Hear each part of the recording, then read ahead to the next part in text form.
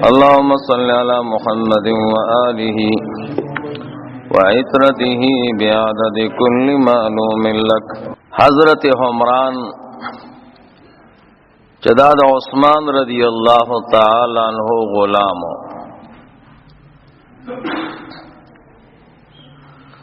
دے فرمائی وما حضرت عثمان رضی اللہ تعالی عنہ اولیدا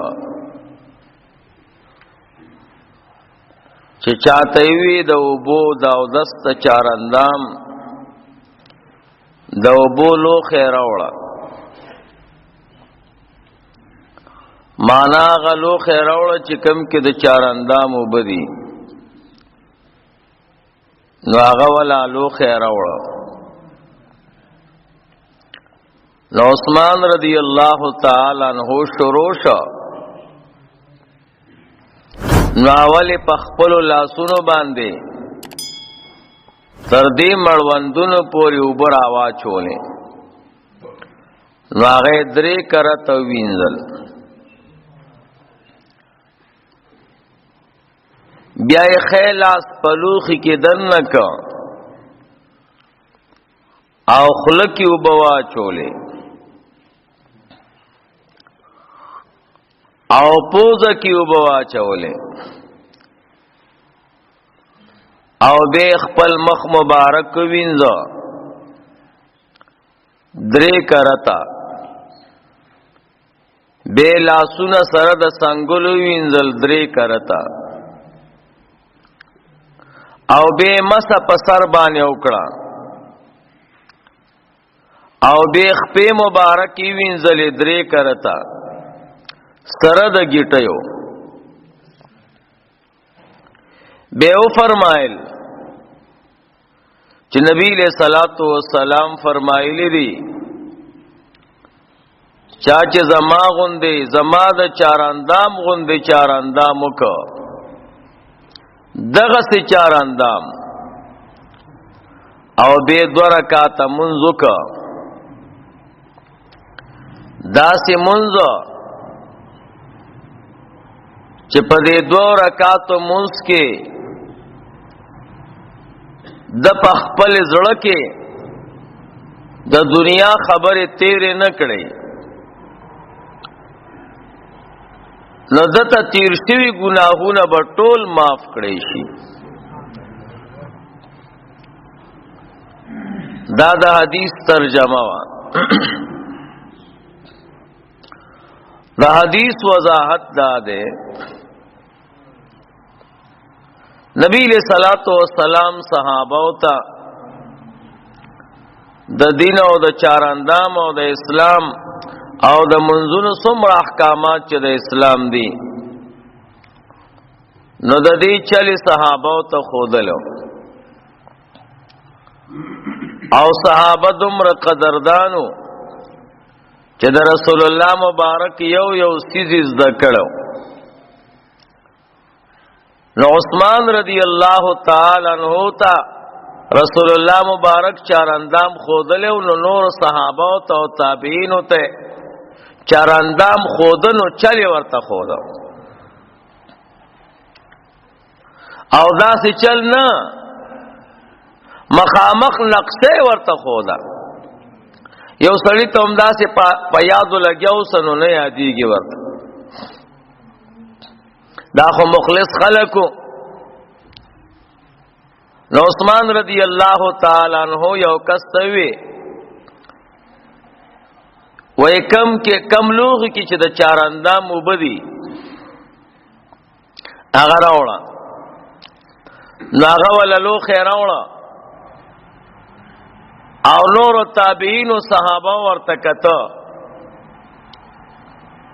د غلوخي نو بر اواړولې په دواړو لاسونو دې مړوندونو پورې لاسونه وینځل درې کرتا بے خیلاس پلوخي کې دن نکا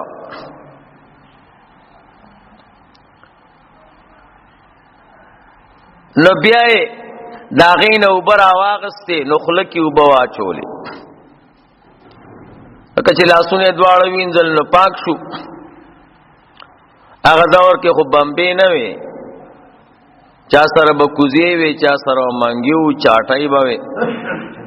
نو مسله دا ده چې لوخې غټي کنه او وړو کې لوخې ورسره نه، نو داسې چل به وکې چې دا لوخې به لږ ځان ته راټیټ کړي، ښکته به یې کړي، نو په هغې باندې به دا ښی لاسو وینځي. نو چې هغه صفا شي نو بیا به په ښي لاس باندې اوبه راواچوي د ګس لاس باندې. او که لوښی وړوکی او نو اسانه ده، بغیر د لاس د دننه کېدلو نه سړی لاسونه وینځلی شي. نو زه پکې لاس بیا وردننه که ځکه لوښی غټو، نو خوله کې اوبه واچولې، مزمزه یې وکړه. مزمزه دې ته وایي چې خوله کې اوبه واچوې وی ګرځې پکې تاسې وی خوځې، دې ته مزمزه وایي. بعض علما وایي مزمزه دې ته وایي چې خوله کې اوبه واچوې بیا پکې دا ګوتم ووې او پوزه کې اوبه واچولې او بیا مخ مبارک وینځه درې کرته او بیا لاسونه سره د څنګلو درې کرته وینځل او بیا د سر مسا وکړه یو کرت او بیا خپې مبارک درې کرته وینځي سره د ګیټیو. نو نور صحابه او تابعین ورته کته او بیا فرمایل تاسو بوای چې دا چار اندام ما د ځان نه وکړه، نه دا ما تا قائد و جهان خودلې ده صلی الله علیه وسلم. او بیا فرمایل چې رسول الله مبارک فرمایلی دي چا چې زما د چار اندام غوند چار اندام وکړه، دا چار اندام چې ما درته وکړه دا سه حضور کړه. او به دو رکعات منځو کو تحیت الوضو چې ورته وای، خدا سه منځ یو ک چې پاغه کې د زړه مخ د الله نوانړو، نو الله پاک ورته تیر شوی ټول ګناهونه معاف کړي. دا لویه خبره ده. منګو تاسو ته په دې حدیث کې غټه خبره سلور دي، دې ته خیال کوئ. یو خبره دا ده چې رسول الله مبارک نه د چار اندام په باره کې سلور قسمه روایت راغلي دي. یو روایت ته حضرت عبداللہ ابن عباس رضی اللہ تعالی عنہما ده، هغه وی رسول الله مبارک چار اندامو کو هر اندام یو یو کرت وینځو، یو یو کرت. دویم حدیث دا د حضرت زید رضی اللہ تعالی عنہ ده، عبداللہ ابن زید رضی اللہ تعالی عنہ هغه فرمایي چې رسول الله مبارک چار اندامو کنو هر اندام دو کرته وینځو. دریم نمبر حدیث کې راځي چې رسول الله مبارک په یو چار اندام کې بعضی اندامونه دو کرته وینځو او بعضی اندامونه یو یو کرته وینځو. یو روایت کې دام دي چې هر بعضی اندامونه دو کرته او بعضی اندامونه درې کرته وینځل. سلورم روایت دا ده چې رسول الله مبارک هر اندام درې کرته وینځو. دا سلور قسم روایات ته حضور نول راغلی، یو کرت او دو کرت او درې کرت او بیا په یو چار اندام کې دو کرت او درې کرت.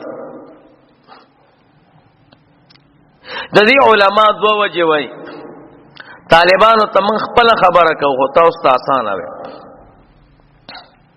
رسول الله مبارک حکیم دی، استاد دی. دا غي یو جواب دا دی چې دا رسول الله مبارک اوبو ته کتلی دي.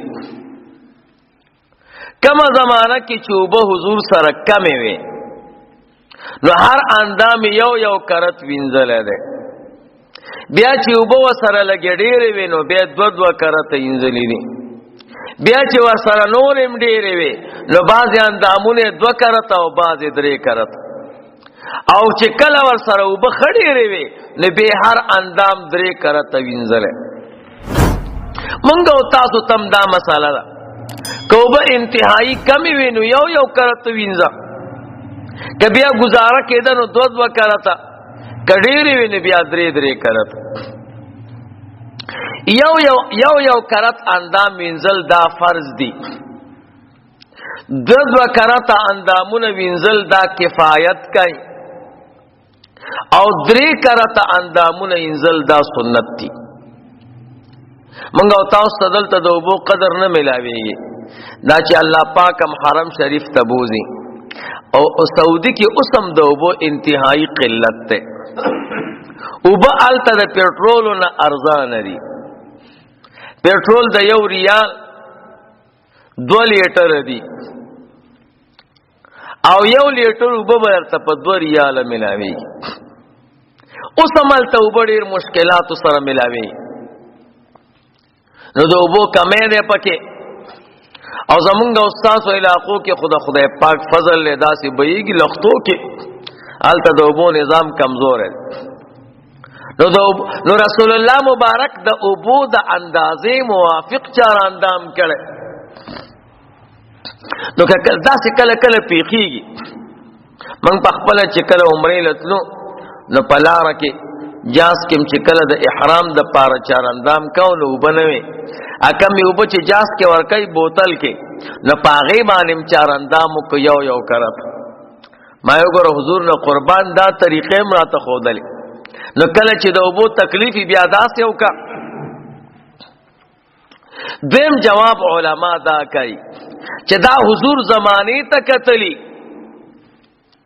دا رسول الله مبارک چې یو کرت چار اندام کړي دا د جهاد په دور کې د سفر په دور کې سفر کې د انسان تعدی وی نو شریعت کې توسو ده چې سفر یو تعدی دی نو یو کرت اندام وینځه کې بیا لګه گزاره کېده نو دو کرته وینځه تا نه گاړې زی ملګری د نزی نزان لبالمی شیخ نه جوړه بس یو کرت اندام وینځه ځان رساوه شریعت کې توسو ده د هر چا لحاظ ساتل او کنه چې کور کې چار اندام کې نو بیا خو سړی تعدی نه نو بیا درې کرته وینځه یا مثال پتا اور باز وخت کې بسړې وبو ته ګوري بعد وخت کې یخنی وي سخت جمعي او به انتهایی یخی دي داسې حالت سړی باندې کله راشي بابا نه پخپل یو حالت داسې راغله او به دومره یخی وي چې ما ګيري ته واچو ګيره مې وورش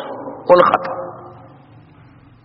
نو چې وبه انتهایی یخی وي نو بیا یو کرت اندام وینځه که بیا گزاره کېده نو 2 کرته او چې نه نارمل وي نو بیا 3 کرته بعد وخت کې وبه یخنی ډېرې ګرمي ګوره نو کته اندامونه 3 کرته وینځي نو سوځيږي کله داسې موقع پیښ شي نارمل وبنه ملاويږي او انتهایی ګرم لوټه درته ملاو شي یو ځای کې مسافر چا سره ملمه وبه غوښته نشي نو انتهایی ګرمي وبري نو چې تاغه استعمالې نو سرمندل سوځي نو بیا یو کرت وینځه او چې نه نارمل وی بیا 2 کرته او داس نو کله به وبو ته ګوري کله به زمانه ته ګوري او کله به د وبو کموالی او سیوا والی ته ګوري د حضور نه د 3 کرته یا سلور طریقې د چار اندام ذکر راغلي دا مونږ او تاسو ته توسود او پراخیدا څومره زبردست پیغمبر دی الله پاک مونږ او تاسو باندې دومره احسانات کړی دیم نمبر خبر ته خیال ساتي هغه ترتیب دی ترتیب دا نه چاول بدواړه لاسونه دې مړوندونو پوي وینځي بیا بخله کې وبوا چې 3 کرته بیا پوزه کې بیا به مخ وینځي بیا به لاسونه سنگلی وینځي بیا به د سر مساو کې او بیا به خپي وینځي دا ترتیب پکې ولې راغله دی ترتیب ته څه ضرورت نو د شریعت په هر یو کار کې حکمتي دی ترتیب کې حکمت تا ده پهله بلاسونه مړوندونو پورې ځکه وینځي چې دا اعلی ده دی باندې به ته چار اندام کې نو اول به دا ځکه صفا کې چې نور اندامونه درته صفا کې نو چې ستا لاسونه ګندای نو ته چې کوم اندام وینځي خامخا به ګنده کېږي. لکه موږ او تاسو چې په یو لوښي باندې جامې وینځو یا نور لوښي وینځو، پهله به هغه وړوکی لوښی صفا کوي چې هغه پلیتې بیا خو صفایي نه راولي. نو پهله د لاسونو انځل ذکر راغله چې دا آله ده، په دې باندې به ټول چار اندام کې، نو د دې پاکي پکار ده. بیا ورپسې خوله کې اوبه اچول. دا ولې؟ دا ځکه چې ته چار اندام کې نو د اوبو درې څیزونو ته به ګورې، یو ته خوند وای، یو ته بوی وای، یو ته رنګ وای. درې څیزونه به معلومه نو بیا په چار اندام کې ټول کې مضبوط چیز خوند دی. دا برته ان شاء الله خپل ځای کې ویم چې کوم اوبو باندې چار اندام کې یو کم نه مضبوط چیز خوند دی. نو خوند پس معلومیږي په خوله باندې. نو لاسونه صفا شو، اوس د اوبو خوند معلوم کړه چې څنګه دی. اسنه خوند دی اورېدلې بیا خو په چار اندام نه کیږي. نو خوله کې شریعت وي اوبو واچوا، نو ستا به چار اندام وشي او د اوبو خوند به درته معلوم شي. که خوند بیکار هم دلته به سټاپ کې. دویم نمبر به د اوبو بوی معلومه، ورپسې نمبر د بوی دی. بوی پس معلومیږي په پوزه. نو پوزه کې اوبو واچوا چې د اوبو پته ولګيږي. که بیکاره بدبوئی چې دلته سټاپ کې چار اندام. دریم نمبر رنگ دی. نو رنگ پسترګو معلومیږي. نو پسترګو به ال معلومیږي چې ته دا چونګو چت کې اوسترګو باندې راسه ورته وګورې. نو وبو پاکه ثابت شوي، خوند معلوم شو، رنگ بوی معلوم شو، رنگ معلوم شو. اوس چار اندام د اغه خوانه اخوا کوا. نو اوس پټولو کې زیات استعمال والا انسان چې حسن پیرازي اغه مټي دي، نو بیا به مټي وینځي. نو اندامونه د انزل والا برابر شو. نو اوس مس نمبر راغی. نو مسباو کې خود خپو انزل به د ټور نه رستو کې داواله. دا ځکه چې سړی خوله کې اوبا چي، پوزه کې اوبا چي، یا مخ وینځي یا لاسونه وینځي، نو لاندې دا ساس کې تویږي کنه تویږي. نو دا ساس کې ستا خپل راځي کنه، نو په دې خپل دا ساس کې پروزي. نو زموږ شریعت وای او چار اندام کون کې با حتی الامکان او حتی الوسع د استعمال شو اوبو نمزان ساتي. امام اعظم ابو حنیفه رحمه الله فرمای مستعمل اوبو پلیتی دي او صاحبین وای پاکی دي خو بل نه پاکای. خو دې کې اتفاق دی چې ځان به ساتي. نو خپې بټولو کې اخر کې وینځي، ولی که ساس کې د مستعمل اوبو په پراتای نو اخر کې به وینځي. نو د خپو انزل د ټولو نه اخر رااله. نو ترتیب کې علما دغه حکمت وای. دیم نمبر خبره ده چې په دې حدیث کې دا رااله چا 2 رکعات منځ وکړ او زړه کې وسوسه تیر نه کړه، د زړه مخ او توجه د الله نه وانه وروړه. دا څه یادای؟ نو دې کې د علماو څلور قول دي. ها یو قول پکې دا دی چې مراد دلته د زړه د خبرونه، زړه کې چې خبرې تیریږي دا 2 قسمه دي. یو داسې خبرې دي چې سړی د ځان نه لري کولې شي، وس کې وی چې زه د فکم. دویم داسې خبرې دي چې د انسان په وس کې نه، دا کمی یادای چې کمی په وس کې وي هغه یادای. زړه کې داسې وسایس راځي چې تی تفکولې شي، تی لري کولې شي، نو هغه به حتی الوسه د ځان نه لري کې او خپل د زړه توجه به الله تعالی. نو چې داسې چار اندام دیو کو مز دیو کو نو الله درته ګناه معاف کوي. او چې کم داسې وسوسایس او خطرات دي چې داغه ته دفاع نشي کوله نو هغه معاف دي. دیم نمبر علما وای چې دا انسان په زړه کې چې کم سيزونه تیریږي نو دا 2 قسم دي. یو تعلق د دنیا سره، یو داسې چې تعلق د آخرت سره. حضور کم یو یادای وی چې تعلق د دنیا سره. که یو سړی په موس کې ولاړ دی او د آخرت سوچ کوي چې زما رب زما به د قبر سهالي، زما به د زنکدن سهالي، قیامت میدان کې بس کو جنت براله را کی کنه. نو پدې سيزونو باندې دی الله پاک نسی نه، بلکې چې دا زړه کې تیرې په موس کې نو ثواب ملاويږي. خود دنیا امور یادای. حضور فرمایي چا د چاراندام لپس داسې 2 رکعات منځو کا چې د دنیا خبرې زړه کې تیر نه کړي دته به ګناه معاف کیږي. لکه مثال په تور مونږ او تاسو موږ کې ودرېګو دکانداری وکاو گاک به جوړو فلانه زمینداری وکاو دا وکاو نو په دې سيزونو باندې د انسان توجه د الله نه وړي نو د دنیا سره برابر کټ کې او الله سره برابر جوړي. دریم نمبر قول دا دی چې مراد د دینه څه شه دی هغه دا د اخلاص دی. زړه کې به اخلاص پیدا کې چې زدا مون صرف د الله د پاره کو دې د پاره نه کوم چې ما ته په مرتبه حاصل شي ما ته خلق بزرگ وي او ما ته تقوادار وي. الله دې مونږ او تاسو ټول د شیطان نه بچ کی. الله دې بچ کی. د الله فضل چې نه ګرانه ده. کله کله انسان مسکای یا الله ولا توفیق ورکی تهجد کی یا تلاوت کی دی وای زور سیدم او ځان تلوي سړای وای بل توي سمشه ګوره کله لاس می الټکړه بیا به هیڅ نه نو داسې زونه بیا په دې موږ باندې ثواب نه ملاويږي. موږ چې د خدای د پاره بکې دا خدای الله پاک مونږ او تاسو باندې د دنیا احسانات دي. نو کته 2 رکعات منځ کو نو څه چلو شو نو بدله به د الله نه غواړي. نو کدا سي خبرې د زړه کې تیریږي چې لاړه مولوی مرتبه والا شو نو بیا په دې ګناه نه معاف کیږي.